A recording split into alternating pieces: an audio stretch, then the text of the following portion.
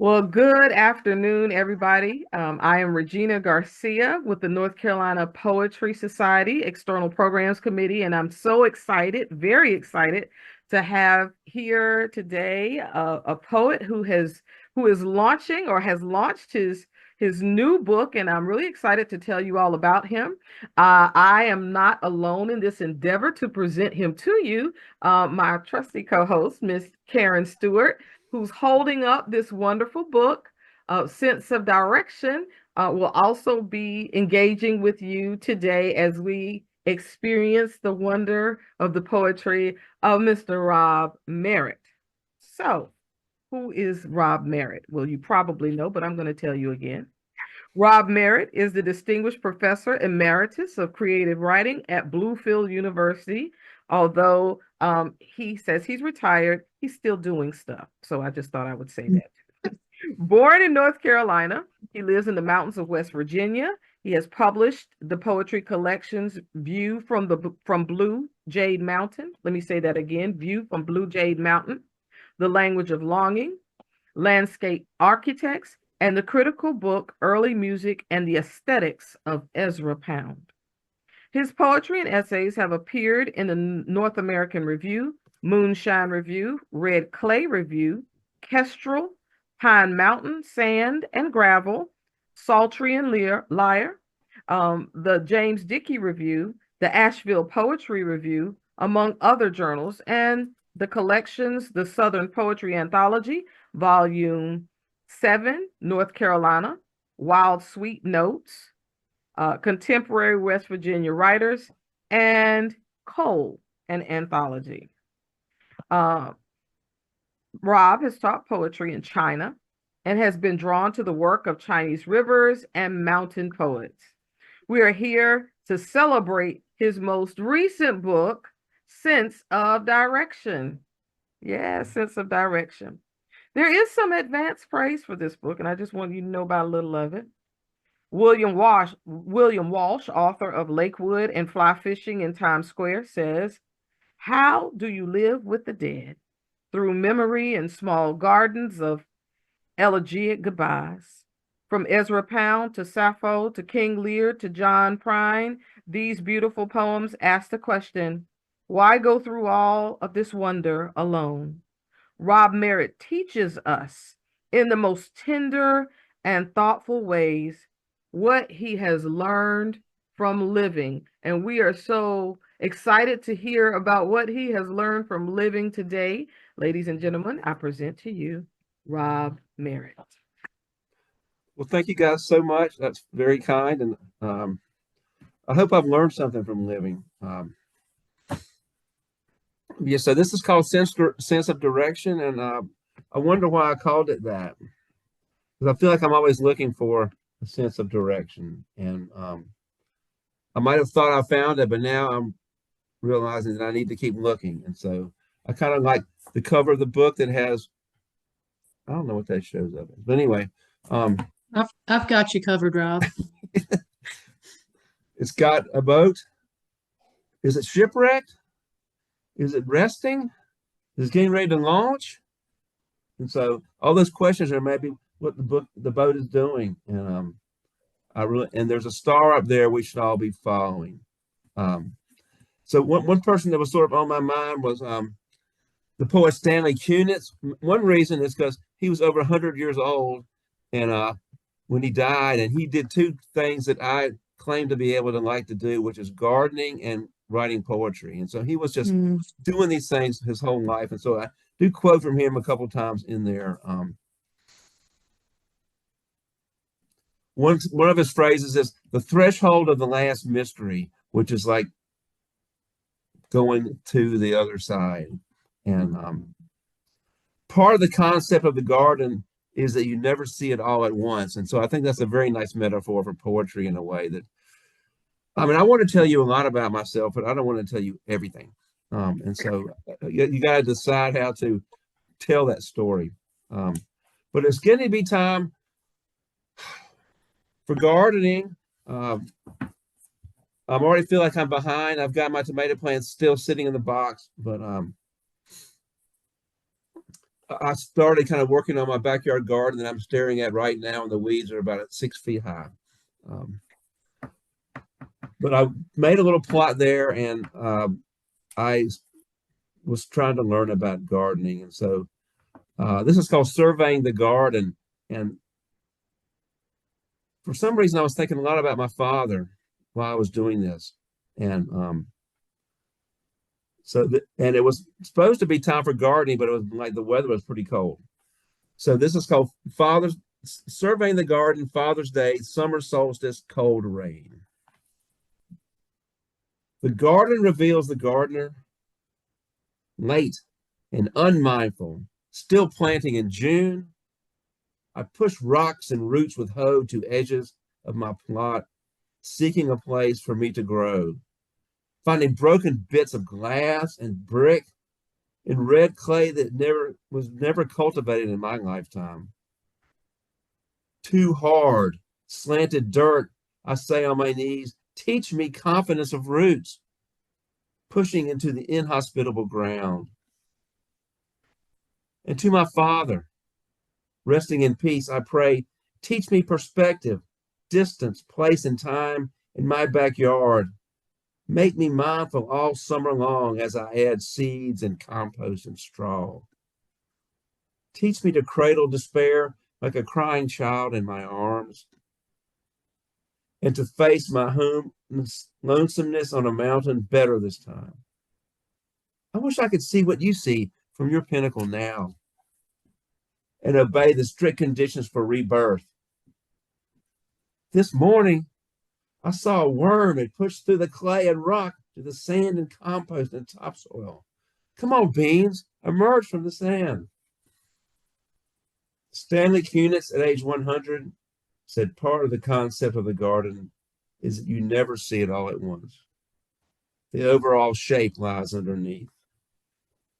Learn from dirt. Side dressing, keep feeding for harvest, but not too much. Keep lower leaves off the ground. To discourage deer, you need to spray a mixture of water, garlic, pepper sauce, and Dawn. The most forgiving soil lies downhill. Try again. Make a good start even now to do your best with your years. Reveal and conceal. Look under your leaves. On the longest day of the year, we see no sun. Come on, beans. Take the risk above ground.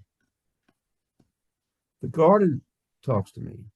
Welcome your dwindling darkness. The uncleared rocks signify a life half accomplished. Rise up. Look down on yourself and assess the web you are in. When you act, how many others get hurt? Emerge from dirt. Learn or stay unbloomed. Plan to die in a garden if you can. Aged, of course. 35 years on that zenith, my Father can help me to see me. He observes my harvests. Father, impel my memory to dig up artifacts of your counsel, which I can transplant into my garden of no regrets. So thank you. And so part of this book is about elegies, or writing poems to people that have passed on. And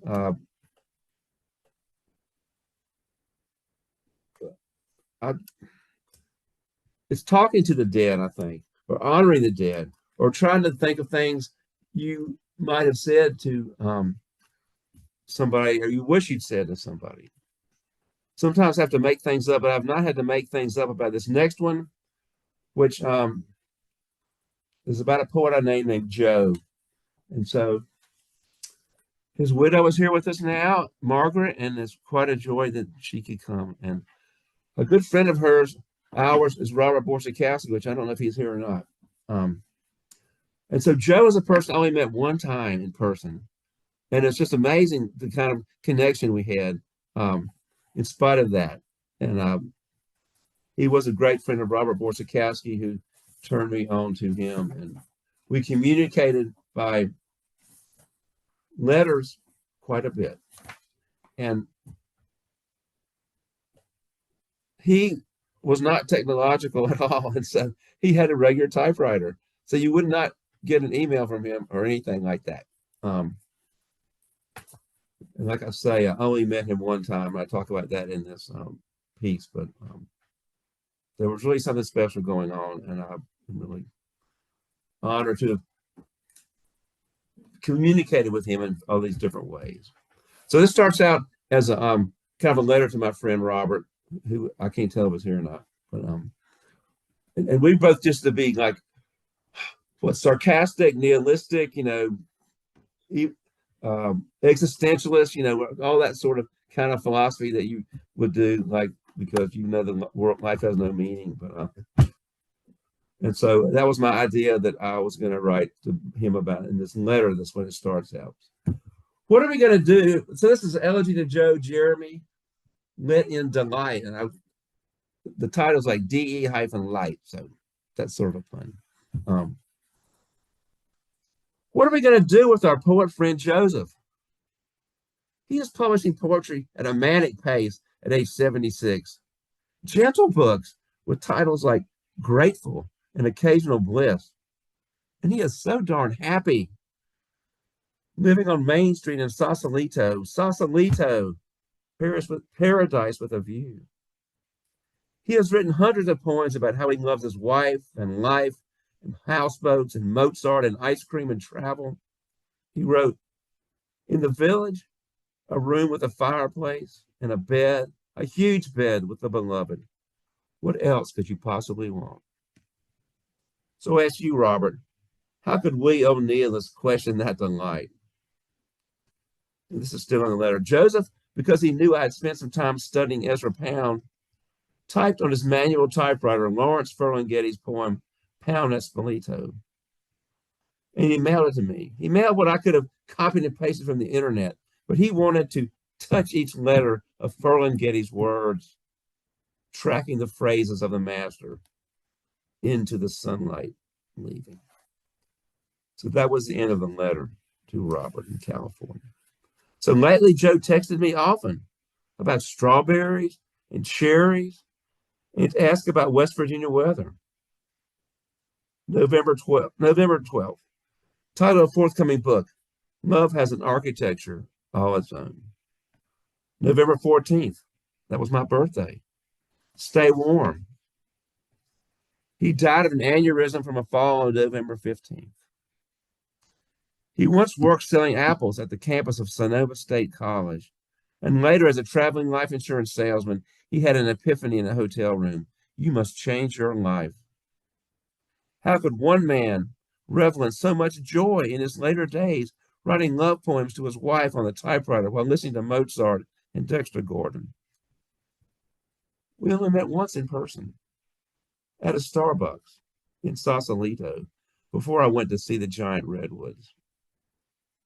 Who goes to Starbucks in Sausalito? Cool locals who yearn for a clean, well-lighted place. California, where the fruit is always just picked. I could taste those cherries and peaches, he mentioned. Is it cold in West Virginia? He wrote on that day, my birthday. I thought it was, Joe, until you asked. And so I really cherish those letters that I have. And that's a great poem if anybody's ever come across it. Pound at Spoleto by Lawrence Ferlinghetti, and he sees Ezra Pound when he's like 90 years old, whispering around. And also, if you've ever been to the City Lights bookstore in San Francisco, there's a huge photo of Ezra Pound looking down over everybody. And so I'll have another poem to a person who was passed on. And again, maybe it's more of why didn't we talk more while you were alive? And that theme comes up a lot with some points about my father that I, that's sprinkled in here. So this is called Elegy. Trees fall. I think of my cousin back home. And again, this is a person who I hardly ever talk to. And he was maybe, 10 years older than I was. But this autumn, up and down the street, chainsaws grind away. Neighbors want more sunlight on their slanted backyards where they never lounge. Men in bucket trucks watch boughs fall. The trees go to prepare a place for us. Into the stars we go and we shall return. Which star did I fall from? To land on the red dirt where my parents felled pine trees and built a house in North Carolina. In the town where I would search 3 times for my cousin's tombstone and never find it. Bill, you were an esteemed executive who walked away from your wife and grown children to hike the St. James Trail in Spain. Bearded in sandals with a rucksack of fruit and nuts and wild honey, you had become unrecognizable to your golfing companions, not knowing as you did that travelers travail and pilgrims feed on a longing beyond speech. You could not articulate your quest in progress because you did not understand it the way you did IBM computers at the University of Chicago in 1963. You never went to church. The minister could only talk about golf at your funeral. And you had tried to share with your financial consultant the surprise you had started to feel in an open basilica under the Spanish stars, with not enough time for you and too much time for him. After Spain, you returned to America only to slip picking up the morning paper and break your head on ice. Bill, your inability to find words for the shapes of the sky that called you so late in life complements my trials here on this page, in memoriam. We are free to let the trees and stars offer us their quiet dialogue. Something still remains where you started from, even if I can't find your tombstone. I return to the town to find the pine we used to climb, and I climb it. I feel in that sap the dialect that you tried to track down in fallen light. So that could be an example of, I probably made up some of that. I don't think I made up anything about Joe. So there's several more poems like that that are elegies to people that have gone on. I really think poetry is a magical, almost mystical way of communicating with people that you can't reach the normal way. So the book has 5 sections, and there's more dead people you could read out in section 1. And the second part is called The Aesthetics of Holding On. And I have several poems in there that meet that criteria, but I thought I would share this one, which was about moving out of my office on the campus of Bluefield University. And let me tell you, when I had been teaching the same place for like 20 years, I had a lot of books in my bookshelf. And that was like one of the biggest challenges about trying to decide what to do with them. But I also love running into former students and thinking about the conversations we had had. And so this is sort of about me moving out of my office. And it's called Denouements. And I sort of had that title, and I used it for a couple other poems about it. I was in this writers group with these actually older ladies for some reason. And one of them, she just read literary magazines like crazy, and she would like highlight and underline and put post-it notes all over like the poetry magazine or something like that. But if she was reading fiction, she went, these stories now, they don't have any denouement. They just stop, And so I felt like there was something I could take from that in a way. So this is called Denouement Moving Out. An article about creative aging fades on my desk. facing a vacant parking lot. Fat books tip over on empty shelves in my office.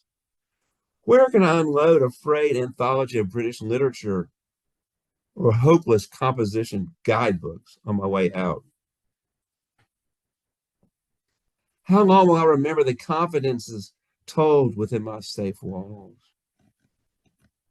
In the Lowe's parking lot, I saw Jacob. He was once a student in my poetry class. He had gained weight and had a beard and a ponytail.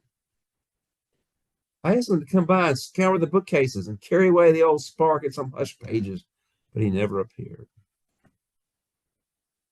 Once he was thirsty for rain in the wasteland, and hurrying home in his truck to Abbs Valley to care for his little brother after school. He thought out shrewd essays, and he was terrified by the possibility of an absent God.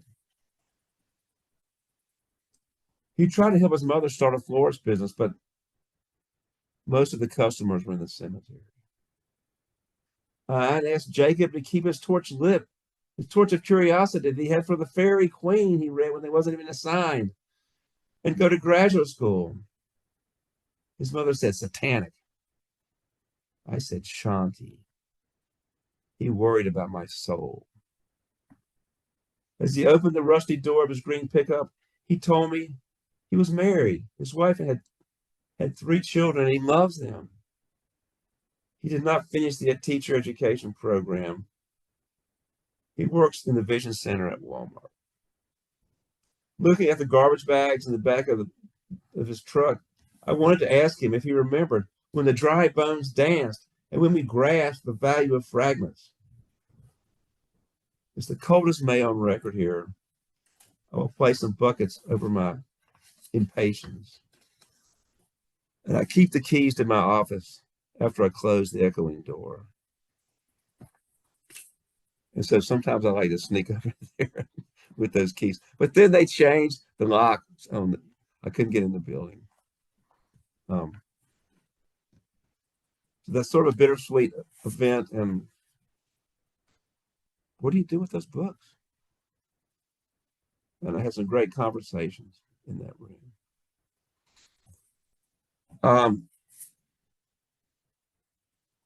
So is the time frame okay, Regina? Or Sure, it is. You can tell me when to stop. Okay, so you can have like 5 minutes more because we want to. 5 minutes. Okay. Read really fast, Rob. No. I wish I'd asked sooner. Because I have sections of the book that are about mythology, and a lot of it's about labyrinths, which I've really become interested in labyrinths. And I have done some workshops about labyrinths, and I'd love to come, I don't know, do that with the Poetry Society sometime about some kind of walking around a labyrinth. And we'll give you 10 minutes if you want. Yeah, and I'm going to be asking you questions too, Rob, so you can wedge in some stuff too while we're talking. All right. Okay. So I'm saying you could read some poems about labyrinths. And by the way, next Saturday is World Labyrinth Day. If you know where you can find one to walk around in. Oh, nice. And just some poems are also about myth and not like talking about, Zeus or something, but like how there's myth in everyday life. And I had this poem about a person I met named Vesta, and she was just like had been through all this substance abuse work, but she was maybe even unhoused a few times, but yet her name was Vesta, the goddess of the hearth. And so I'm saying that because I know it makes you want to read it if you had time. It does. So, yeah. And so the book is, it's sort of a journey through going around and trying to get through the dark to the light.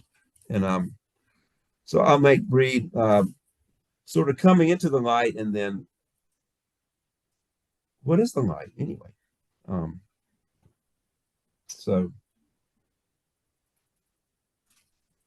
this is probably one of those things where I'm not telling you everything. And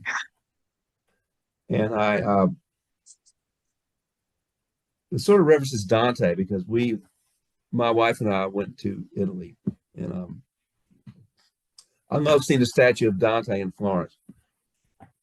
It was pretty little in a window, but then we wanted to get to Venice. But first we had to go to Rome. Anyway, this is called Just Get to Venice. Once lost in a dark wood, casting about for a place we could reconcile, we chose the ruins of Italy to teach us how to reconstruct what is gone.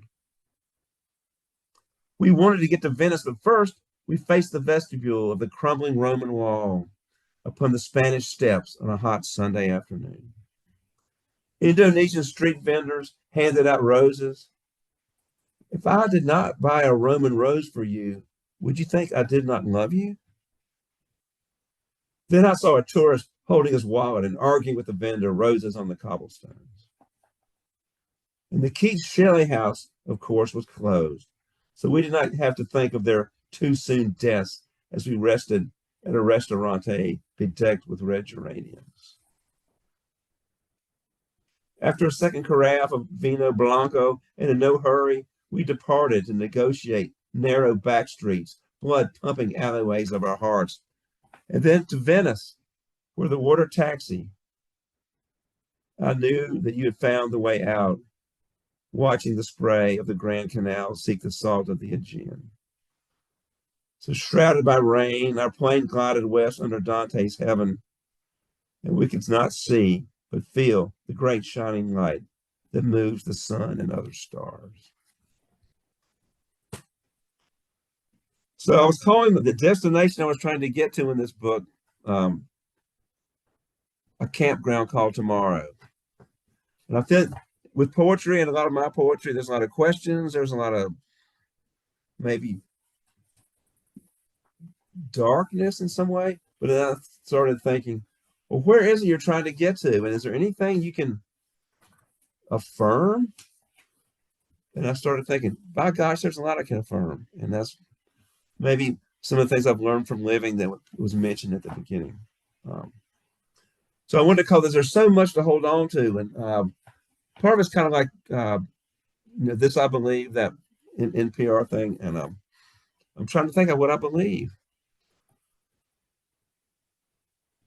And so there's so much to hold on to.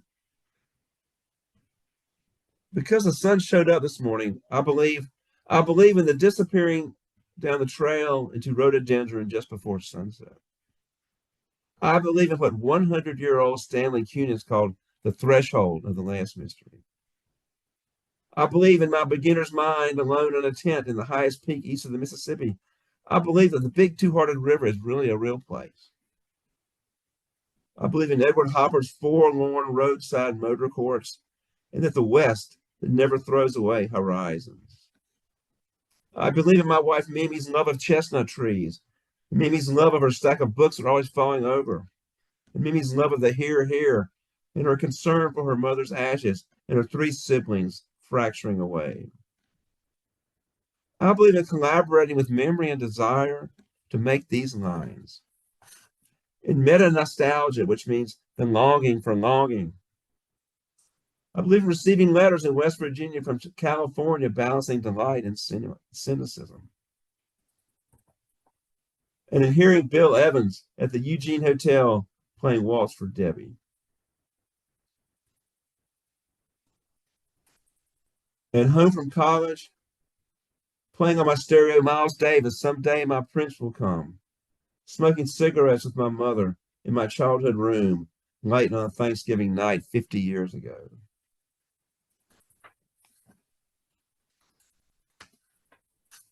I believe in a sales lady in the respectable dress shop telling me that she remembered my father, witty and handsome and desirable, when he arrived in town in a bow tie in 1935. I believe in giving my past another chance, in rebirth anytime, in blooming anytime.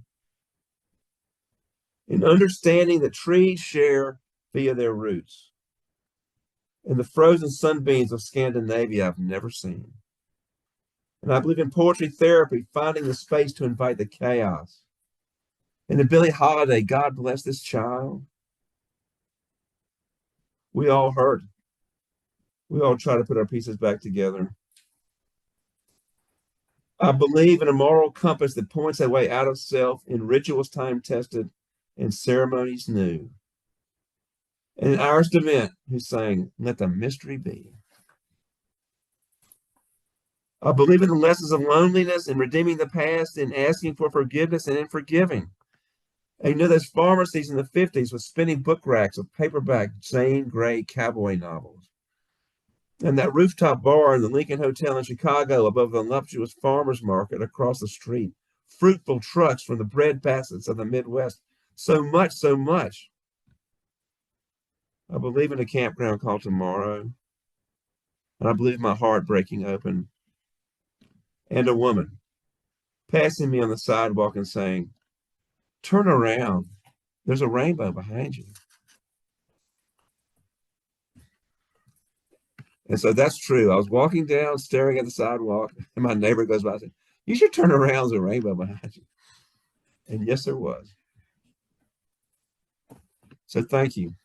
Thank you for providing that needed direction. Turn around. That's right. Very good. Thank you Turn so around. much. There were so many gems. I was trying to type in you know how we try to type in the things that really, really, really resonate with us, but there were just so many things that I think it was too many. Yeah, it was so many. Oh my goodness. Well, I think I finally figured out how to save the chat, so I'm going to try to do that this time. Right. Oh yeah, do save it, Rob. Oh, what a beautiful journey. Thank you for writing this book and for sharing it. I have so many questions. Well, we want to ask the people in the audience. I know because they're holding it in, they can come off and clap. Yeah, you guys. Yeah, let's start with that. You can unmute yourselves and clap and make some noise. Yeah, let's loosen it up a little bit. Yes, Rob, that was amazing. Right. Thank you all very much. I'm going to put you on the spot a little bit, Rob, and ask our attendees, do any of you all have a question that you'd like to ask Rob? And of course, Rob, you don't have to answer it. I feel like they would have a question. They would. I have plenty. Did you really smoke cigarettes with our mother in your bedroom? Yeah. That was not my... Don turned to me and went, "He made that up." That never happened. I felt that coming. I mean, that was true. Like I was home from college, and it was after the Thanksgiving dinner, and so some people went to bed like Dawn, but other people were still up like me and Dorothy. And I just discovered Miles Davis. I had my stereo. I just had to share it. So yes, I made up a lot of stuff in here, but that's not one of them. Rob, the book, it really is a journey. It really feels like, when I was reading it, it feels like a journey of remembering. And it also feels like a quest for understanding and honoring your memories. And they're your memories, but you just, the way that you tell these stories, it's so real. Like, I don't know these people, but I feel like I do. And the love, so much love in this book. Yeah. But that was one question I had about who wants to read an elegy about somebody they've never met. But I've tried to make people care about these people. Yeah. Yes, it's magical. It really is. And can I interject here? You know, the whole idea of, you're not thinking that it would resonate. When we think about what you're saying, it triggers something in us, in regards to the people that maybe we've lost. A lot of times we feel like I'm the only one just kind of feeling like this, but there are so many aspects of what it takes to produce something like an elegy that I think people can relate to, because I don't know anybody that hasn't lost somebody. Yeah. Right. And not even about the loss a lot of times. It's like I'm so enjoying getting to know these people. They're so vivid, and the places that you go, most of the places that you describe, I've never been to, but I feel like I have been now. It's Wow. just the way that you present the people and the places is just so, I guess it's just like it's just so deeply moving. It is a journey. It's just a journey. The whole book is just a beautiful journey.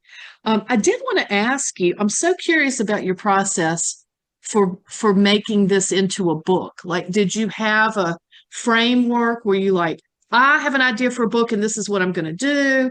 Or did you look at some poems you would just, how did this happen? I want to know, how did this come into being? I had no framework. I had no sense of direction. Really? But I had a lot of poems I'd written, and then I started thinking about maybe how I could make a structure out of it. So most of them I did, but that last one that I think is one of the best ones, I did write that just to be at the end of this book. Well done. But I have the journey idea, of course. That's not original or anything like that. But I like the idea of, like, trying to go through something and come out on the other end. And so a lot of those poems were already written, and I guess I curated them. And Right. Okay. like It works.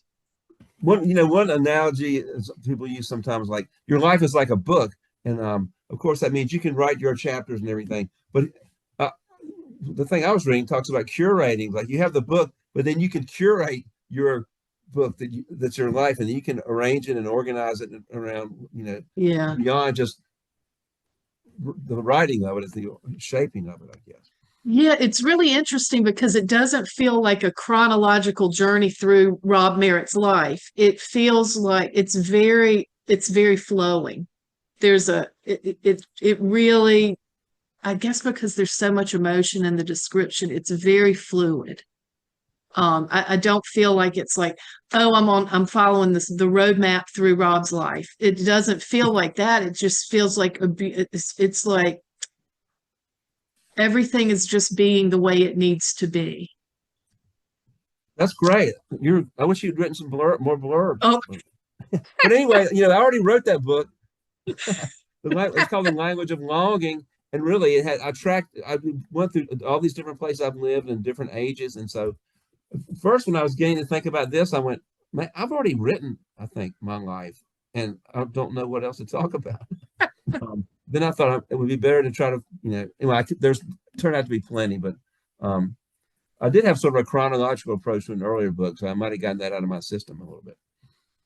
Yeah, I really like the fluidness of it. It doesn't feel like you're reporting the history of your life. It's more more feeling based, I guess, is what I would say. Yeah. And it's just magical. Like every poem is just, it's breathtaking. It's just, it's a lovely journey. Y'all weren't giving me very much time, but anyway, so I did write this thing about Ezra Pound, and again, that was just about Joe and Robert, and they were so interested in this work I'd written about Ezra Pound, which is like, I mean, he's so bad, right? I mean, his politics and his misogyny and his, like, you can't understand what he's saying half the time. But those two guys had this real interest in what I'd written about Ezra Pound, and so I tried to write a little piece about that in here, which was kind of useful, because I was thinking about, why did you spend, I wrote a master's thesis and a dissertation about Ezra Pound, and you think I would have broken off into do something else, and what did you get out of that? And so I tried to think about some things I got out of it, and I guess one of them was Ezra Pound wrote these things that it made you want to read, really, like the Odyssey or Dante or these so-called classics, but they weren't really classics. They were just real people doing real stuff. So I appreciate that part of it. Well, I am curious, who are you reading now? Are you reading Ezra Pound now? No. Been there, done that. So as Regina said, I am retired from all the junk you had to do about having a full-time teaching job, but I have been doing a part-time teaching job at another college, and Ezra Pound messed me up because he said, you should never read the Aeneid by Virgil. He was like, he called him something like Homer going to church or something like that. And so I never really wanted to read that. But then since I was teaching this class, I thought I should look at some of the Aeneid. And I really, it was pretty interesting and pretty good, you know. So, I mean, not that I read stuff like that all the time, but I have, I don't know, what was I reading lately?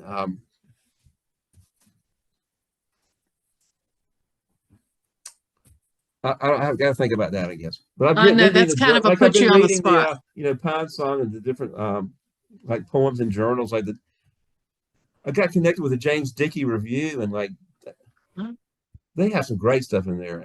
And so I was, you know, reading to see whose company I was in that magazine. Oh, that's always fun, right? Yeah. I'm curious too, Rob, what is your writing process like?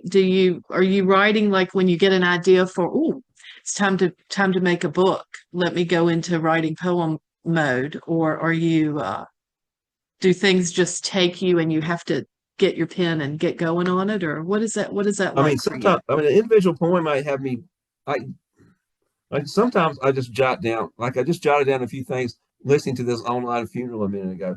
And so like if you can have these ideas, I think I want to do something with that. And usually it's something like this is like an analogy or a metaphor for something else. And how seeing something is like really making a connection to something else. And so and I might do that on Saturday afternoon, or I like really early in the morning, like around 5 o'clock or something like that. And so I guess the process is having some ideas I want to develop and working on them individually. For like one of the questions the publisher asked was like, how long did it take you to write this book? And so I said, let me see when I published the last one, and it turned out to be 5 years ago. So I guess it took 5 years.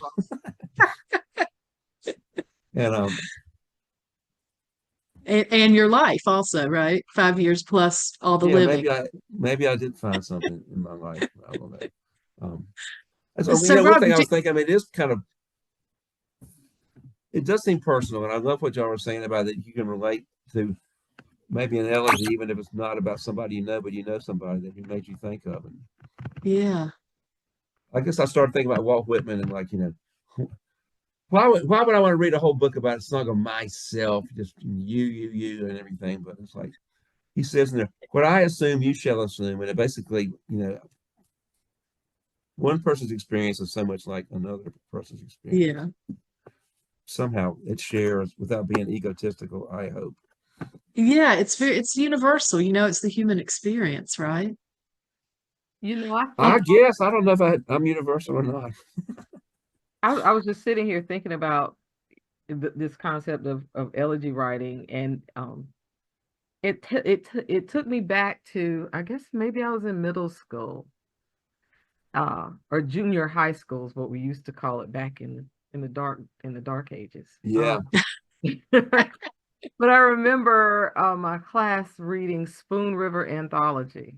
Yeah. And just being just kind of enamored with that. You know, it's just fascinating to, you know, that. So I'm just thinking about elegy writing and maybe, you know, sometimes going in another direction, having that person kind of come back to life in to talk about, you know, who they are, what they went through in that voice, in that. Yeah. That's a neat book. Aren't they all pretty short? They're looking like they're supposed to be things that would fit on the tombstone. Yes. Mm-hmm. You know, something our college put on Our Town a while back, and I don't know. I just thought that was just some kind of really sentimental, dumb thing or something. And then but when I watched it again, it's like, oh my God, it's so really amazing thinking about your life and you know, how it could have gone differently and all those kinds of things. And the dead were talking in that too. So good. Regina, you know that your camera's off, right? Oh no, I forgot. Oh, I thought it looked like Laura was trying to say something. I'm like, gosh, what's happening in Regina's house? I wonder why No, she's off I camera. had I kind of had to go around and pick up a book, and you know, I have this thing about being caught on Zoom, getting up out of my seat, although I'm fully clothed. I just want you to know that. But Well, it can be distracting. Yeah, you know, when you start doing big Right. moves on a Zoom, Right. it's like, oh, person, turn your camera off for a second. But I don't know how I to just walk thought backwards. I needed to check on you. So yeah, I'm good. Thank you for want want to make Oh sure my you're goodness. okay. Oh my goodness. Lord have mercy. Okay. Are there any? I haven't gotten any notifications or anything. Anybody interested in participating in the open mic? Any poets in the room? I will. Younger. Oh, very good. Yay, Laura. Laura Younger. Somebody's got to step up, and the rest of you need to read. Right. Well, you know, I'll always read something. Regina, I know you'll always read something. Oh, I will. I will. You know, you're twisting my arm. Well, let's put a twist on this. Now I'm going completely off script, but since we don't have a bunch of people signing up for open mic, Rob, maybe you have a poem that you can finish us out with after we do our little open mic thing. No Okay. pressure. No Alicia pressure. says But, she'd like to, and I just like to introduce. oh, somebody good. who just- Alicia's gonna read. Great. Alicia. Well, I'd like to introduce somebody who just signed in, and it's like Hannah Hill. Can y'all see her? Yeah, Hannah Hill. Yes, hello, Hannah Hill. Welcome. So she's the person who designed this cover, Oh, wonderful. and so we're also Oh, Hannah Hill, thank Hannah, you I've got so much. much positive commentary on this cover, It is that's gorgeous. awesome. Thank you. and so I just thought to invite her earlier today, so she probably didn't have time. Oh, well, we're glad you're here, and thank you for doing this because it is gorgeous. Yeah. Nice to be here. Thank you. So nice. Okay, so I Okay, have Laura was Younger, gonna go. Laura Younger, Karen Stewart, Alicia Townsley, and I guess I will. Of course you And will. we're going to round it all out with our featured poet, Rob Merritt. Yay. Yeah, because we want him to leave it all on the table. Okay, all right. So let me unpin and pin. Are you doing the thing? doing the things. I'm doing the things that hosts do, and I'm going to pin the beautiful Laura Younger. Whoop, There whoop. you go. Take it away. Beautiful. Yeah, okay. I've been cleaning windows today. Looking good. Yay. This is a short one. It's called Not Wordsworth. Weightless, I am cocooned in this forest, surrounded yet alone. But look, there's that lonely first daffodil, like me, solitary in these woods that are barely past winter. Dead leaves, trees brown and struggling towards green, a dun-colored world all around. And yet, just there, in the weak light, that gleaming blue promising the sun. Thank you. Oh, Beautiful. Beautiful.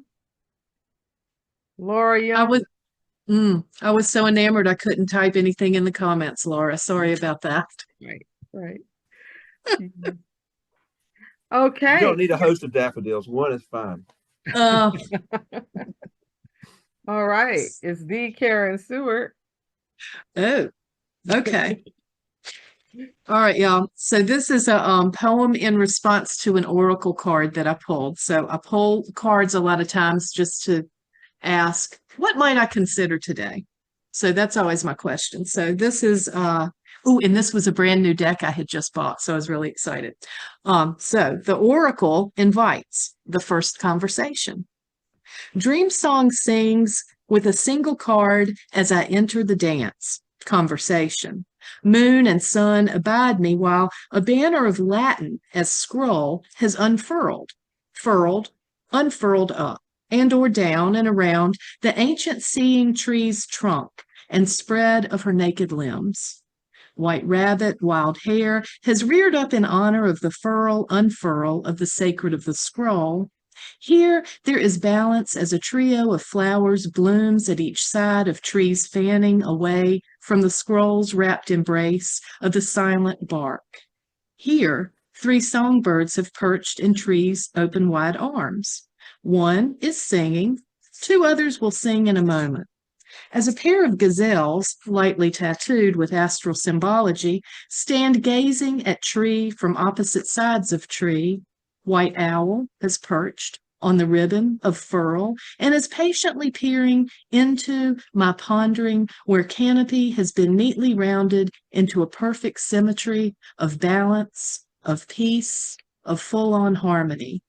Here, where tree's seeing eye is unblinking, is clearly seeing straightly in to me, where intuition deciphers the Latin for me as embrace, ancient light, write your life. I am embracing invitation to song, to embrace this ancient light, to write my life as lyric, as dream, as song. As I open up, I sing as dream song opening up. I sing as dream song sings. And this is the card that I was writing in response to. I don't know if y'all could see that. It had a lot going on. Yeah. Oh my goodness. That had such great sound in there, Karen. I mean, the alliteration you ended with, because the sounds of that were so Oh, rich. thank you. I do love some sounds, y'all. Yeah. So thanks for listening to my sounds.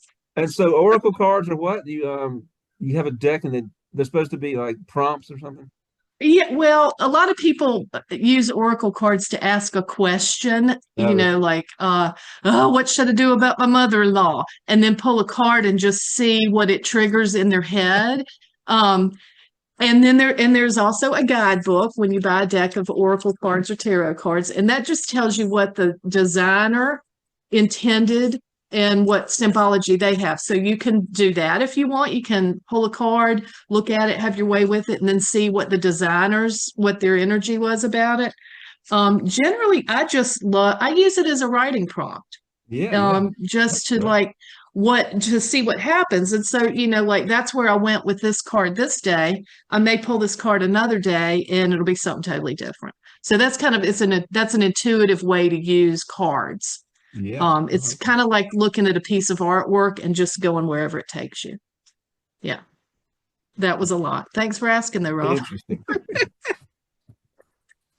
All right. Alicia Townsley. Oh, I'm always excited to hear a new voice. Right. Well, at least new to me. Right. Yes. I haven't shared any poetry in a long time, not since I left my undergrad. So a little nervous, but this is Nightbreed. I wrote it last May. Even if it's love, I think I'll let it go. These days, I've been running through cornfields, cutting off my left hand to give to my right, riding ambulances down country highways, always hitting 90 on those dark back roads. We can say that the soul is alive, that it breathes and writhes, that mine is somehow entangled with yours. Joy is joy, pain is pain.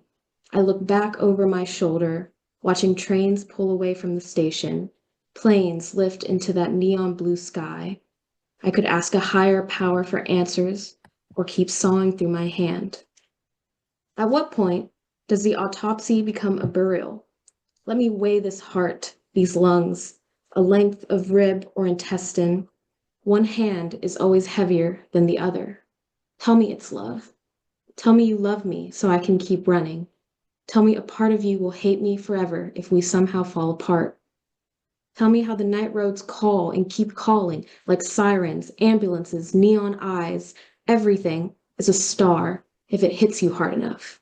Back, forth, back, forth, back, forth. Keep sawing. And that's it. Thank you.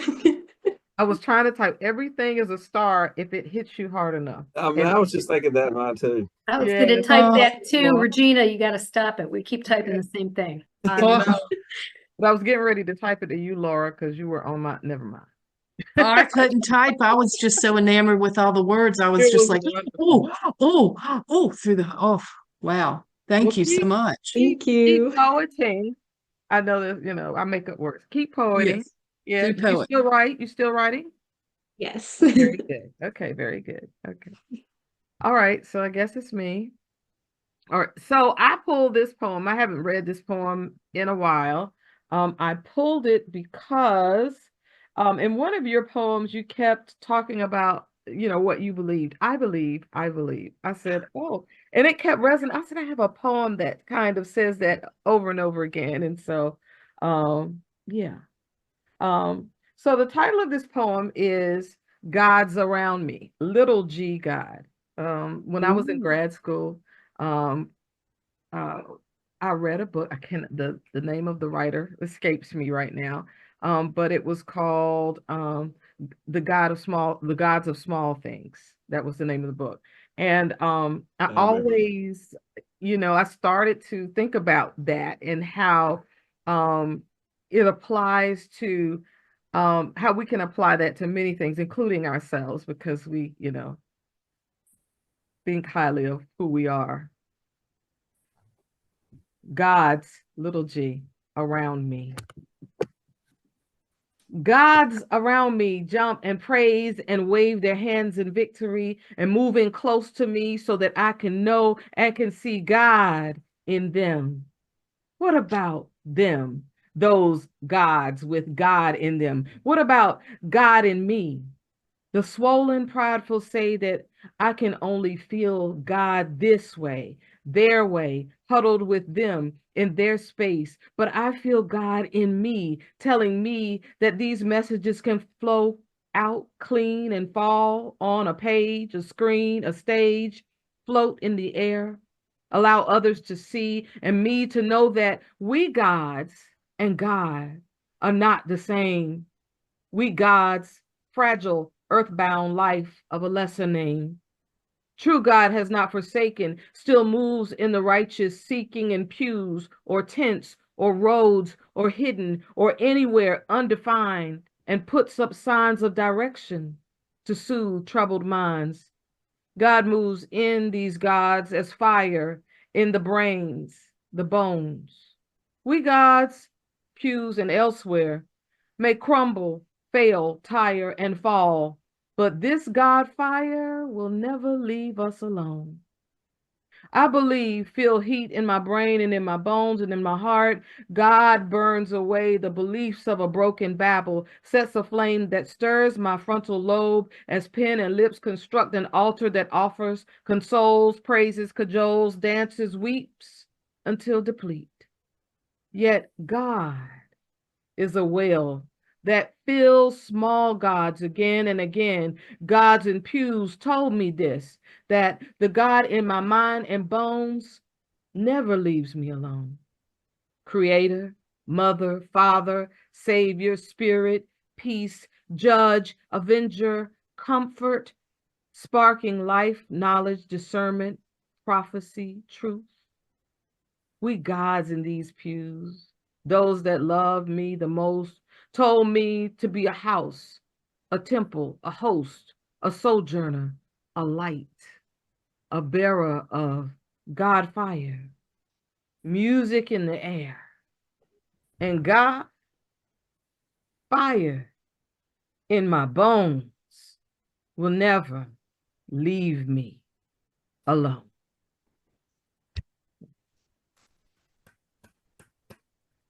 Regina. Gods with little g. Gods with little g. Mm. Big G gods. If you have not, I have to say this. There's a movie out called Sinners.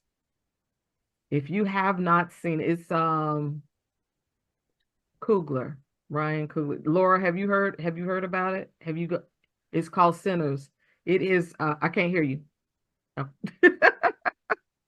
Oh. I'm writing it down. You're writing it Me down. too, yeah. It's fantastic. It's fantastic. Went to see it yesterday. And it's probably, I say Sinners was probably not what you, and it's not what you think it's gonna be. It is a little, there's if you are not a if you're kind of queasy and not a horror movie, it's not a horror movie. It's very good though. Well, Alicia is planning to see it. Very good, very good. She Alicia put loves that a in the good horror comments. It was a vampire movie, so I have to go see it. Yeah, Oh, it's okay. awesome. It's All right. awesome. Yeah. So Ryan Coogler is the man that did Black Panther, all of that. Mm, Very Oh good. yeah. Yeah. all Very good. right. All right. And so, last but certainly, absolutely not least, returning to the stage, we have Rob Merritt. Whoop, whoop. Woo-hoo. Are we sure everybody went who wanted to go? Well, nobody else has said anything. All right. Your brother. No, Don is shaking his head. Definitely, that's a definite no. I see up there. Oh my goodness. All right. Well, I'm going to read my myth poem then. I didn't get Yay! to earlier.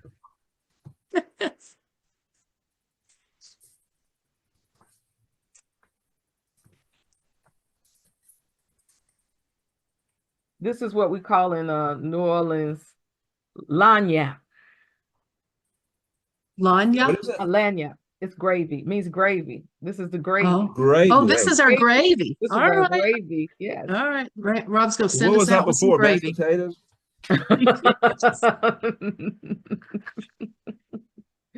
The roux wasn't finished yet. So now you're it's coming together. It has come together. That's right. Yeah. We've had our chicken dinner now, and we're ready for the gravy. The gravy. All right. Well, just like I was a little bit worried about appropriating other people's stories, I'm really worried about it in this one. And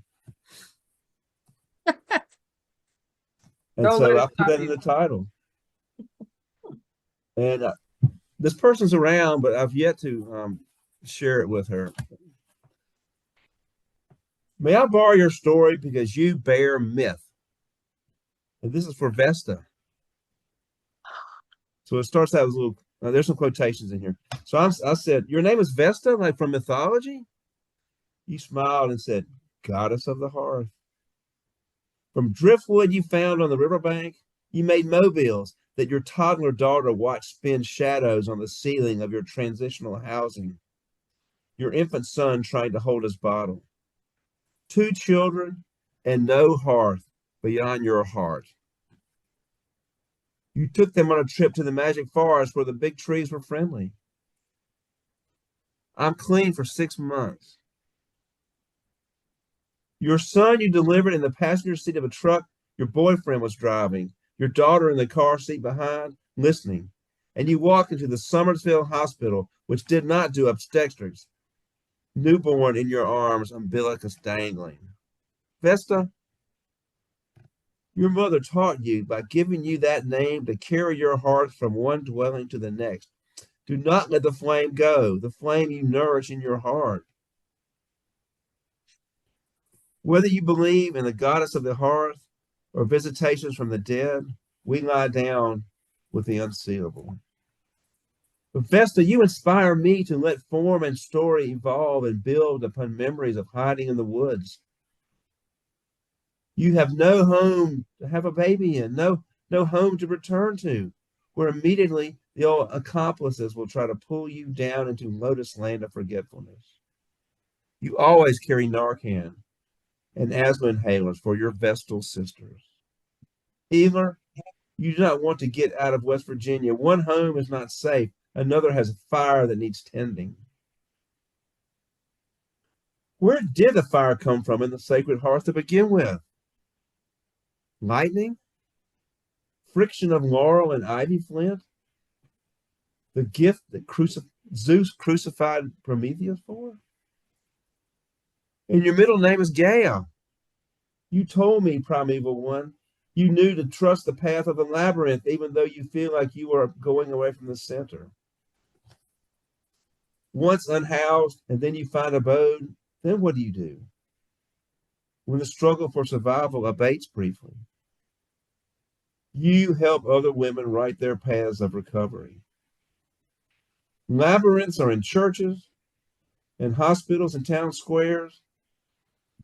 A dean of students told me he was skeptical of labyrinths, so no, I was not allowed to build one. Was that fear of the feminine?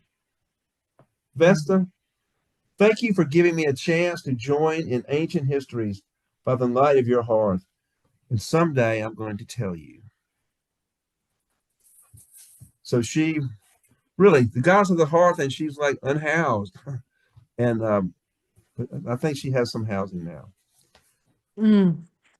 And she's a counselor, and she works with people, who have been through what she's been through. That is, my daughter works some with unhoused people, and she finds housing for them. And then it's like, you spend so much time trying to survive, finding food and shelter. If that's provided, like, you don't have anything to go back to occupy yourself in some ways. And a side note of that is a lot of those people were very artistic, like drawing, visual artists. yeah. Oh, Rob. It was. Thank you so much. Yes. Thank you for sharing with us. And Regina, did you put in the comments how to purchase this book? I am going to do that right now. Okay. You are such a whiz at I think most of these people already have it, but hey. Right. But but the people that watch our video may not. Oh yeah. So. Right. I was trying to push using my email address so I could sell it and do it. But anyway, they can go to Redhawk. Redhawk Publishing, yes. Yeah. And they make such good books. Yeah. And what I can do is that when we do post this, if you don't mind, if you want to, I can put your email with this. If that's what you would prefer, So I'll put that here, the Redhawk. Okay, for anybody here who's who wants to purchase one that way. But I will definitely make sure that your email is attached to the narrative around the recording. That's great. Yay, you guys Regina. are so great. Thank you. So everybody that's here today, if you want to see the replay, it will be on Facebook. If you go to the North Carolina Poetry Society on Facebook, you can just scroll through in a couple days, and I'm sure Regina will have it up there live and ready to go. Right. And also it will be on YouTube. And same thing at our YouTube channel. I will paste it again. I pasted it earlier. There will also be a direct link to the video. This is going to take you to the North Carolina Poetry Society External Programs YouTube, and so you'll be able to see, if you go to that, you'll be able to see all of the videos that we have there already from other artists and presenters. So we're really excited that you joined us today, and we look forward to more from Mr. Rob Merritt. Let's come off, give him a hand. We're so thankful for sharing with us, and we'll see you around. Our next event will be Joan Beresowska, and that will be in April, so stay tuned for that. In May. Nope, this is April. May. Yep. Yeah.